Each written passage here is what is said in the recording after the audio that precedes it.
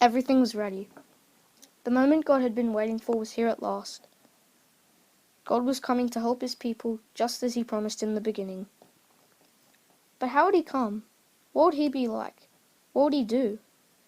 Mountains would have bowed down, seas would have roared, but the earth held its breath. As signs of snow falling, he came in.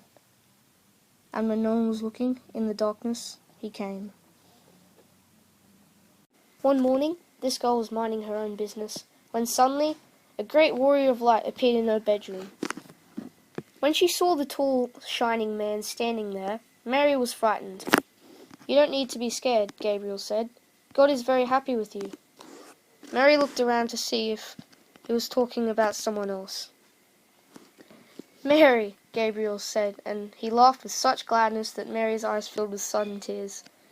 "Mary, you're going to have a little boy. You will call him Jesus. He is God's own son. He's the one. He's the rescuer. The God who flung planets into space and kept them whirling around and around.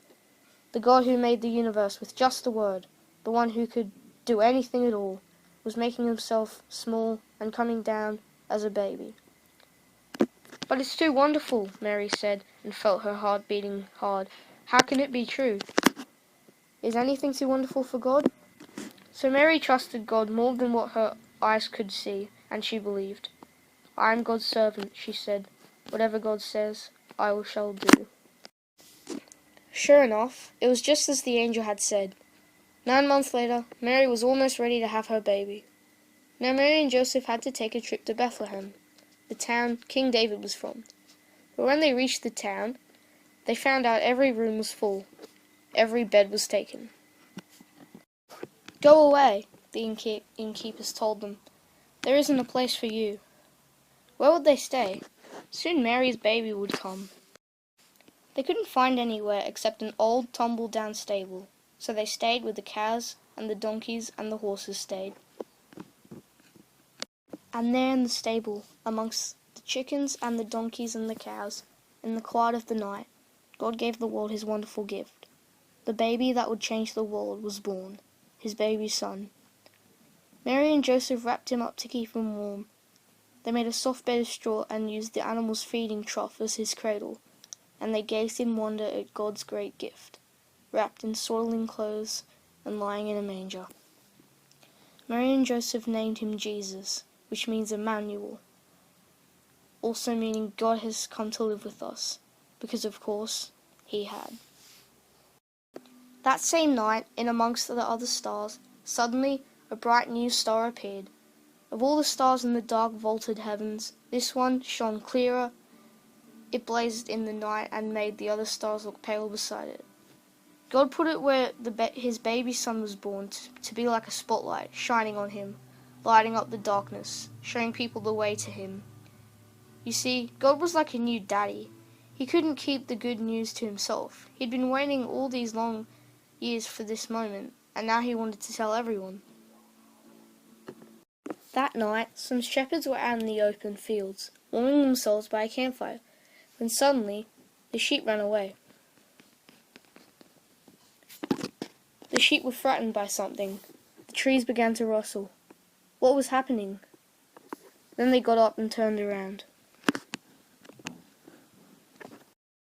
After this, they ran off to Bethlehem to search for God's son. Standing in front of them was a huge warrior of light, blazing in the darkness. "Do not be afraid," the bright shining man said. "I haven't come to hurt you. I've come to bring you happy news for everyone everywhere. Today, in Bethlehem, God's son has been born.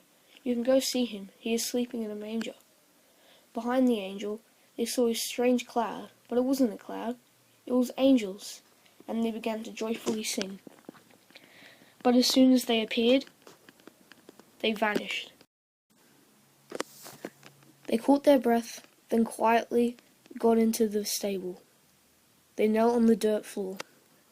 They had heard about this promised child, and now he was here, heaven's son, the maker of the stars, a baby sleeping in her mother's arms.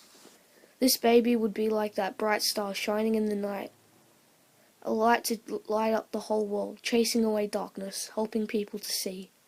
And the darker the night got, the brighter the star would shine.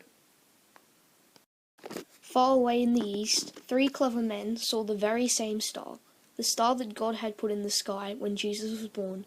They knew it was a sign. A baby king had been born. They had been waiting for this star. They knew it would come. "He's here," they shouted. "He's here." At dawn they packed up their camels and wrapped up their gifts for the baby. They brought their most precious treasures of all: frankincense, gold, and myrrh, special sparkly, lovely smelling, gleaming things just right for a king.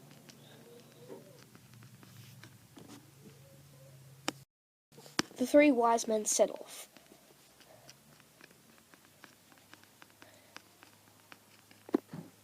They rode their camels across endless deserts, down into deep, deep valleys, over grassy plains, night and day and night, for hours that turned into days, that turned into weeks, that turned into months and months, until at last they reached Jerusalem.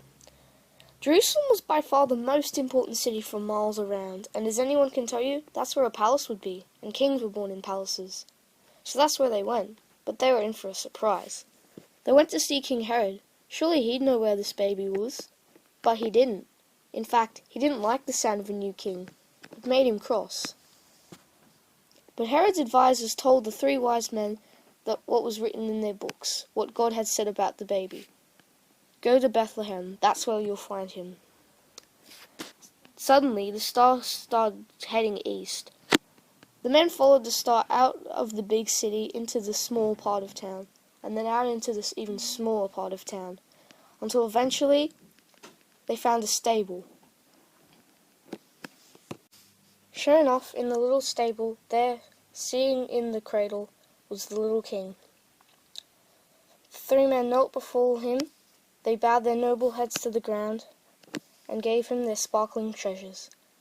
The journey that had begun so many years before had led 3 wise men here, to a little town, to a little house, to a little child, to the king God had promised David all those years before. But this child was a new kind of king. Though he was the Prince of Heaven, he had become poor. Though he was mighty God, he had become a helpless baby. The king hadn't come to be the boss. He had come to be a servant.